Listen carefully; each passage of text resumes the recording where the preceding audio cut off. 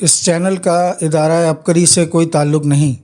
اس channel پر عبقری رسالے کے مختلف مضامین پڑھ کر سنائے جائیں گے، جس کا مقصد عبقری رسالہ ایسے افراد تک پہنچانا ہے جو پڑھنا لکھنا نہیں جانتے یا خدا نخواستہ نابینا ہیں، یا ایسے افراد جن کی عبقری رسالے تک رسائی نہیں یا اپنی مصروفیات کی وجہ سے رسالہ نہیں پڑھ پاتے۔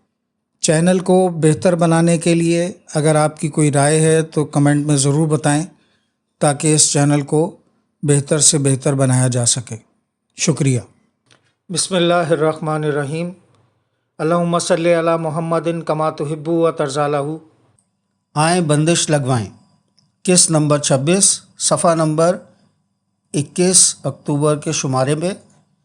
نام نہاد جعلی عاملین کی چھٹی، گھر بیٹھے اپنا مقصد بالکل مفت حاصل کیجیے۔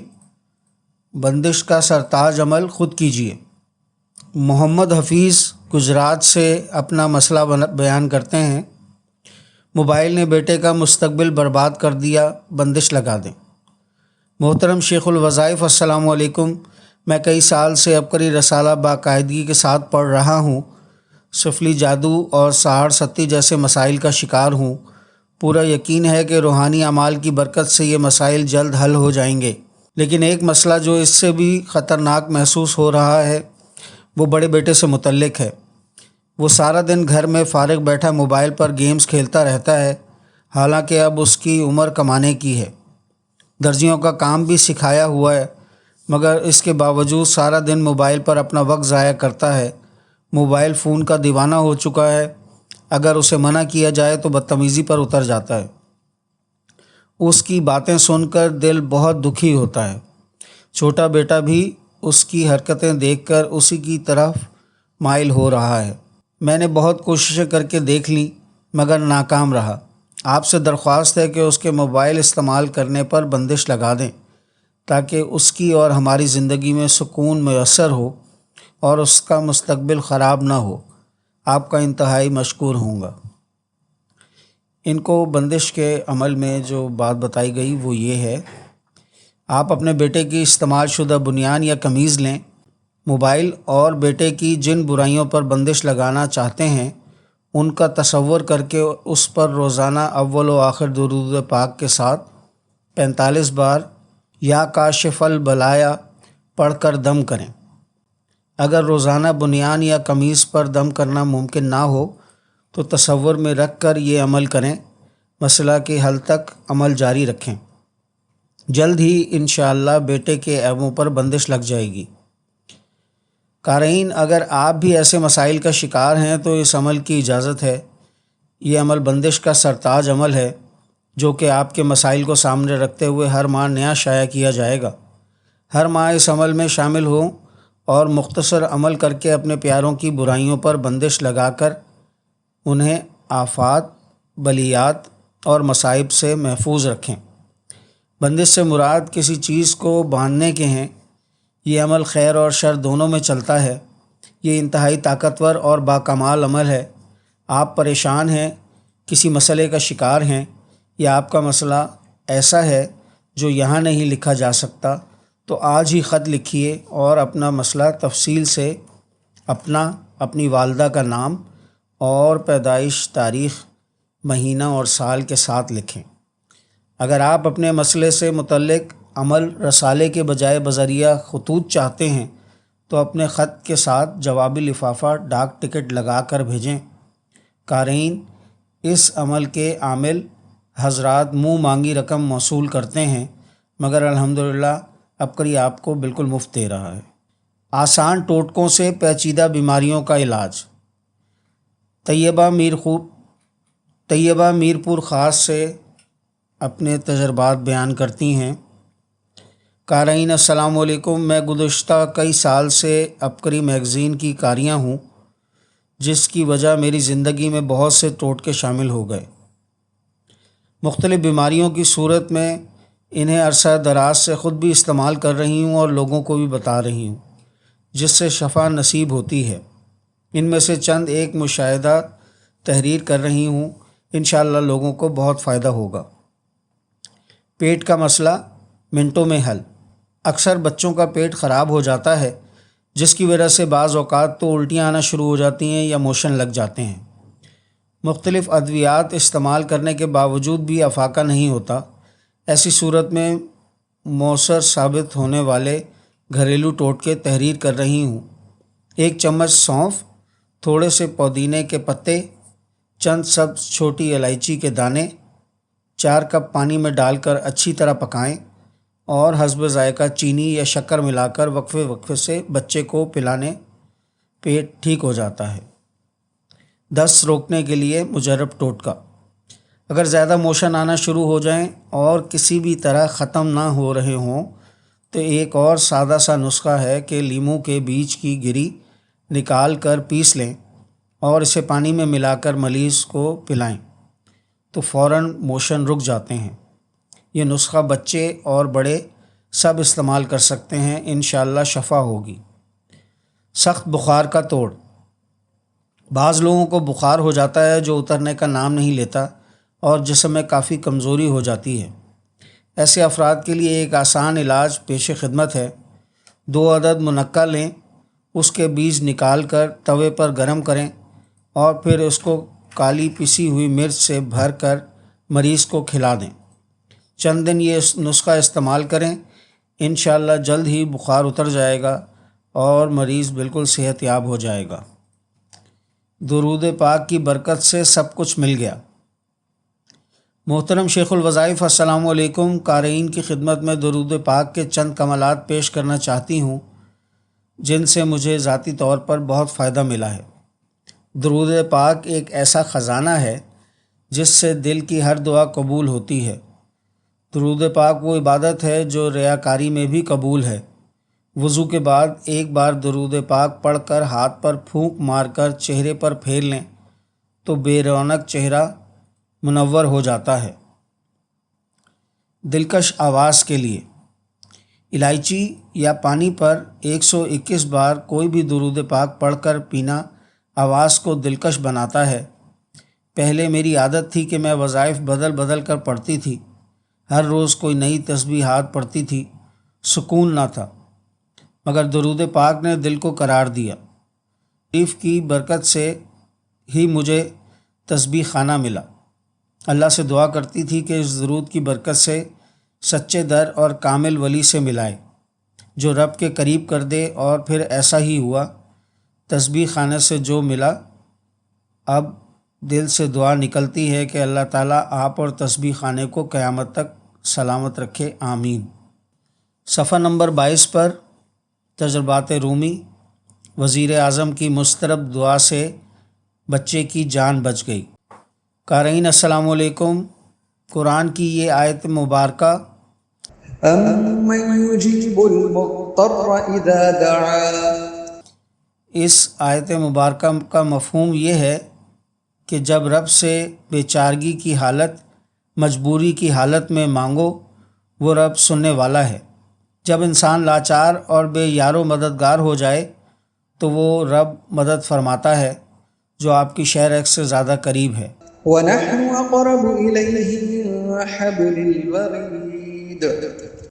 آیت کا ترجمہ ہے: وہ سنتا ہے اور مدد فرماتا ہے، چاہے امیر ہو، غریب ہو، بادشاہ ہو، وزیر ہو، رب سب کا اور برابر ہے، ہاں اگرچہ کسی کو جلدی یا کسی کو دیر سے دیتا ہے۔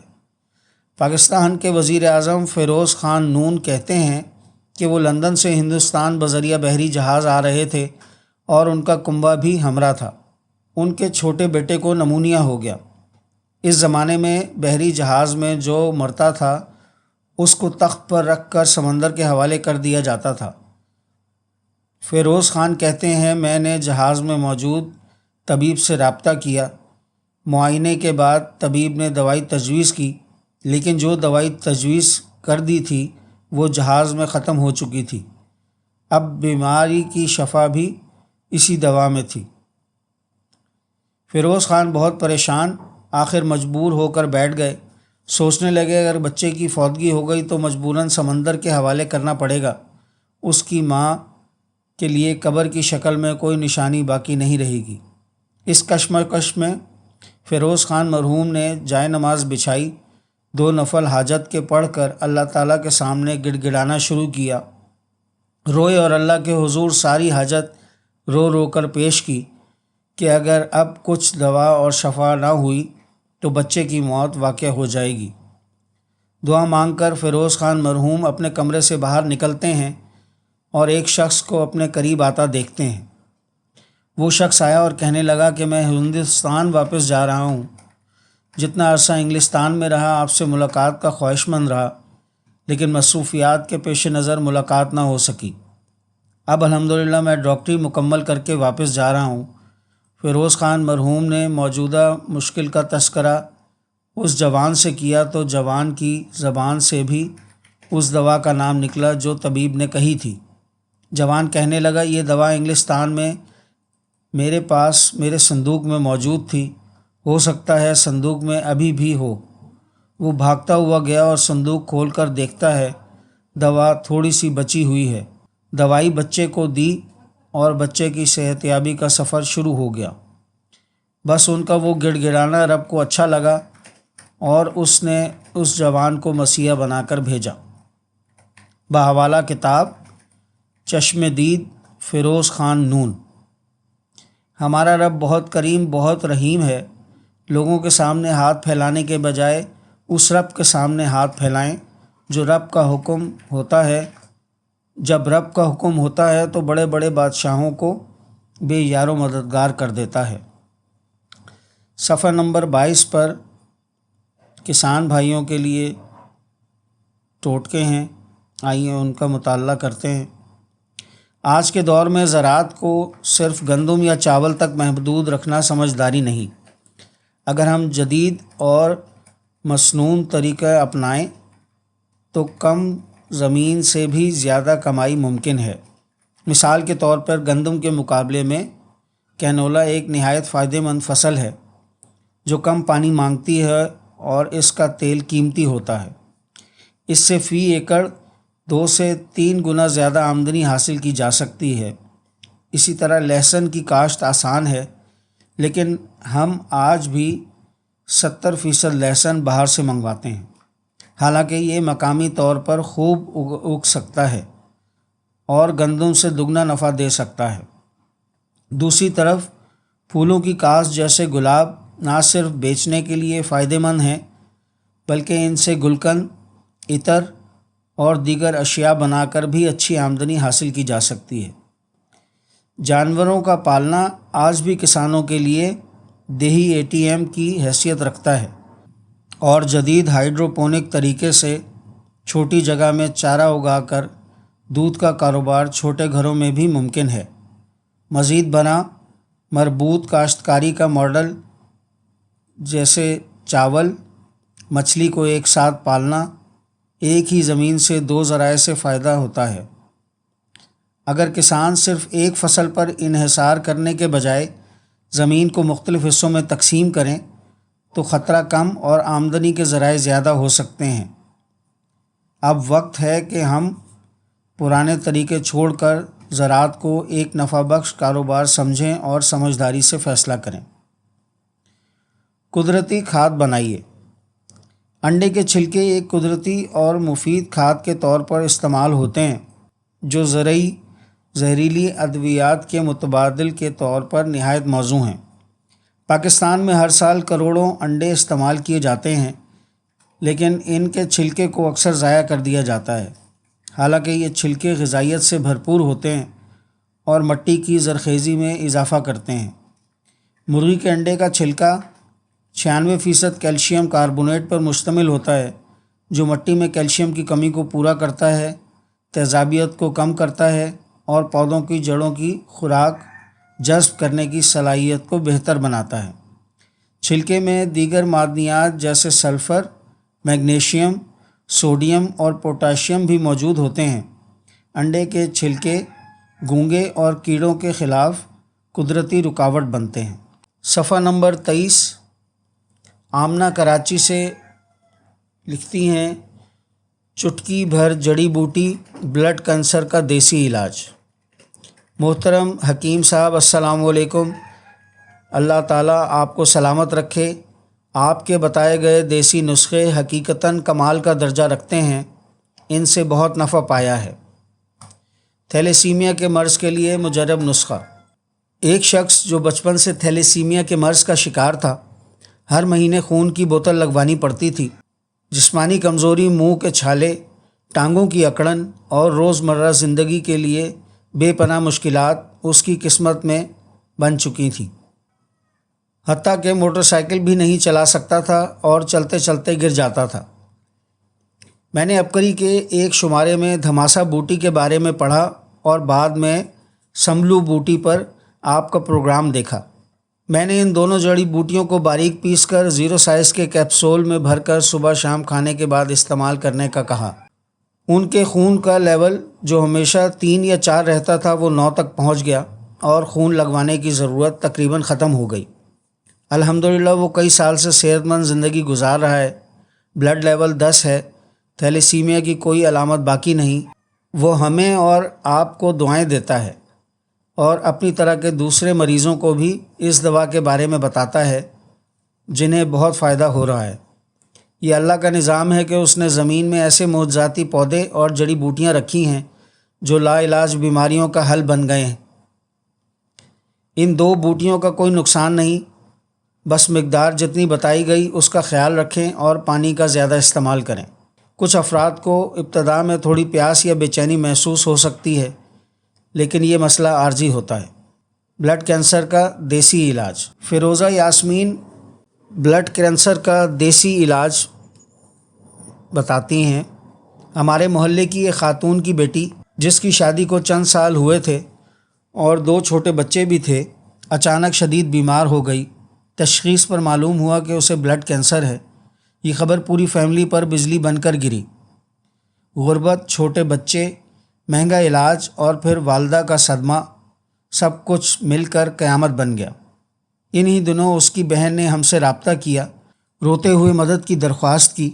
ہم نے اسے انہی بہترین دیسی جڑی بوٹیوں دھماسا اور سمبلا بوٹی باریک پیس کر صبح و شام چٹکی بھر کھانے کو بتائی۔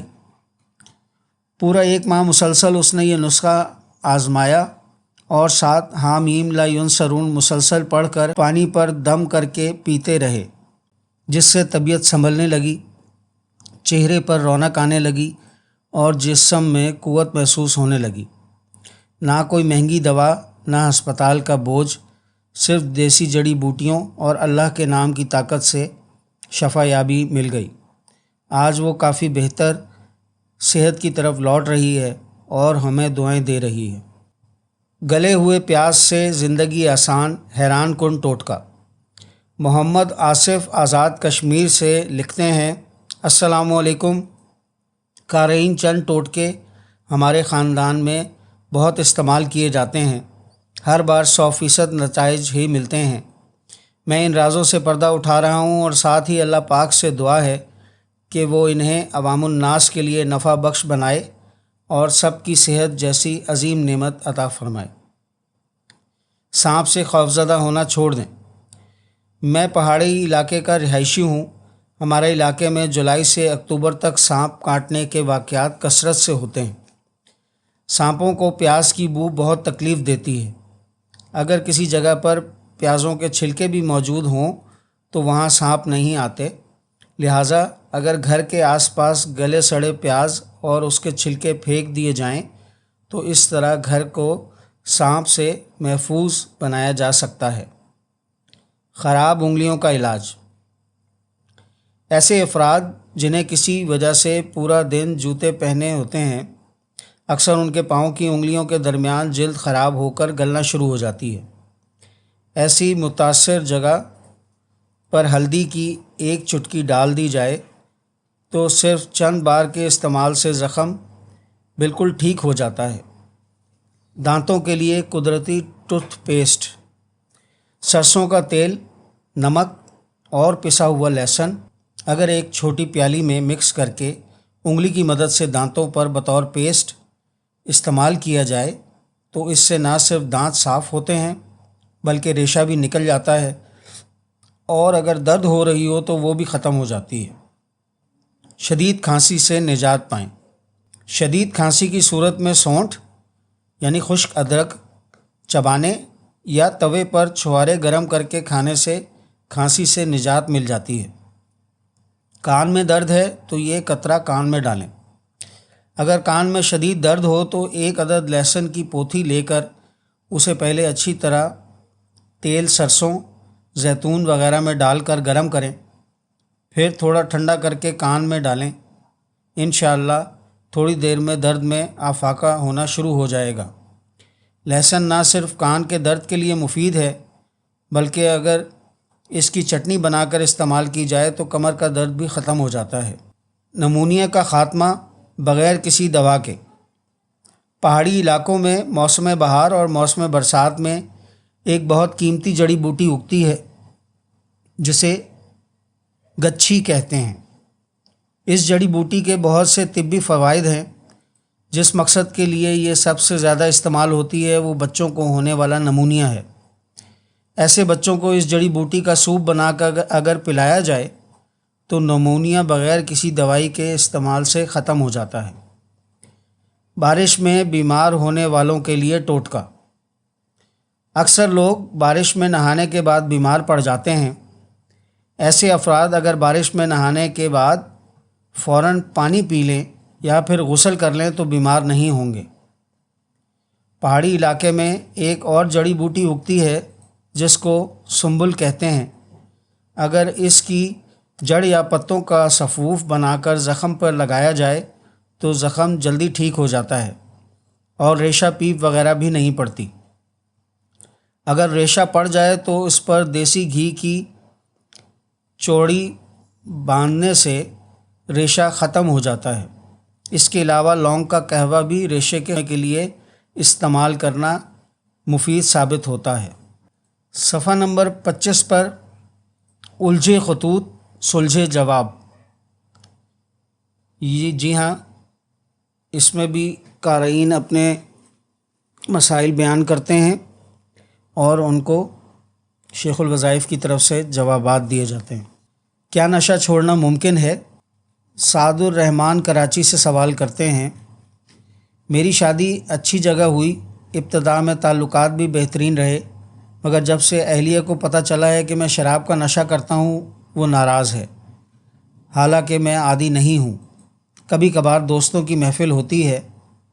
اب میں شراب چھوڑنا چاہتا ہوں لیکن میری بیوی شراب چھڑوانے کے لیے کسی طرح کے تعاون کے لیے تیار نہیں۔ ان کو مشورہ ہے نشہ کسی بھی طرح کا ہو، اس کے عادی لوگوں کو چھٹکارا حاصل کرنے کی خود ہی کوشش کرنی پڑتی ہے، کیونکہ نشہ شدید صورت اختیار کر لے تو ذہنی امراض لاحق ہونے کا خطرہ ہوتا ہے۔ نشہ کرنے والے وہ لوگ ہوتے ہیں جن کے ضمیر کی صحیح نشو و نما نہیں ہو پاتی اور وہ اپنی خواہشات پر گرفت نہیں رکھ پاتے۔ ان حالات میں ضمیر کو جگائیں، اپنی مدد آپ کے اصول پر عمل کریں، ان لوگوں کی صحبت چھوڑ دیں جن کے ساتھ نشے کے مواقع حاصل ہوتے ہیں۔ گھر والوں کی پسند مجھے پسند نہیں۔ محمد رئیس۔ میں پورے 2 سال بیرون ملک میں رہ کر اب بہن کی شادی پر اپنے ملک جا رہا ہوں تو وہاں گھر والوں کے ارادے ہی بدلے ہوئے ہیں۔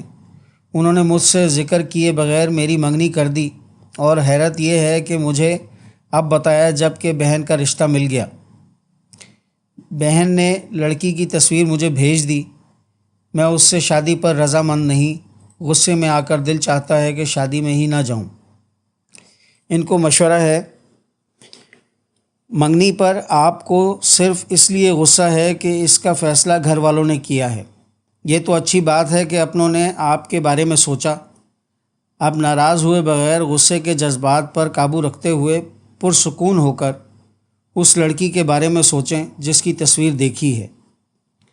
آخر اس میں کیا برائی ہے؟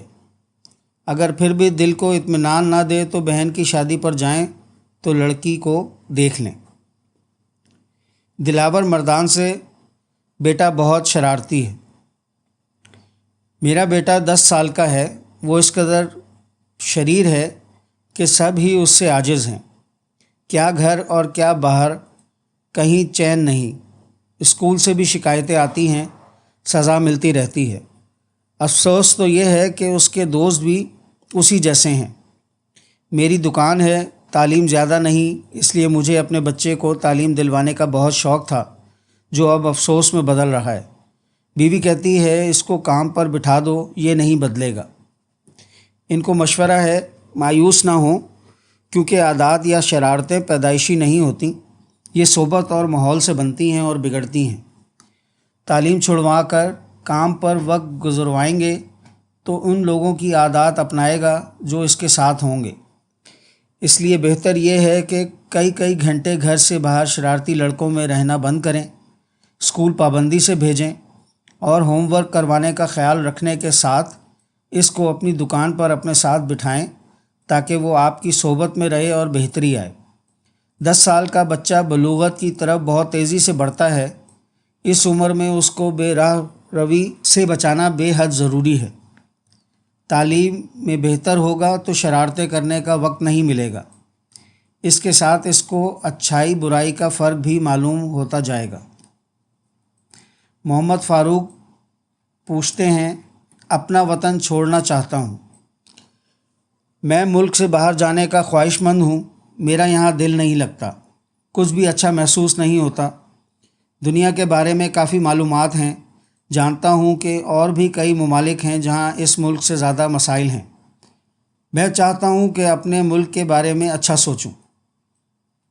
ان کو مشورہ ہے، اپنے ملک کی قدر اس وقت ہوتی ہے جب انسان اس سے دور چلا جاتا ہے، جب اہل خانہ سے ملاقات کی گرم جوشی کی جگہ تنہائی اور گہرے سناٹے یا اجنبی چہروں اور سمجھ میں نہ آنے والی زبان سے واسطہ پڑتا ہے، تو ایسی صورتحال میں آپ اندازہ نہیں کر سکتے کہ اپنا ملک کتنا یاد آتا ہے۔ اپنے ملک کے بارے میں اچھا سوچنا مشکل نہیں، کیونکہ در حقیقت یہ ملک بہت اچھا ہے۔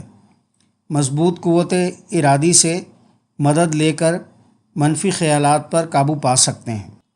صفحہ نمبر 25 پر ہی سعدیہ نصر لاہور سے مضمون لکھتی ہیں، ماہر نفسیات خود نفسیاتی مریض بن گیا۔ میں ایک ماہر نفسیات ہوں، میں اپنی ساری زندگی نفسیاتی مسائل کو پڑھا ہے، لیکن حیرت کی بات یہ ہے کہ میرے حالات نے مجھے خود ڈپریشن، ٹینشن اور بے خوابی کا شکار کر دیا تھا۔ مجھے ساری رات نیند نہیں آتی تھی، سونے کے لیے نیند کی گولیاں استعمال کرتی۔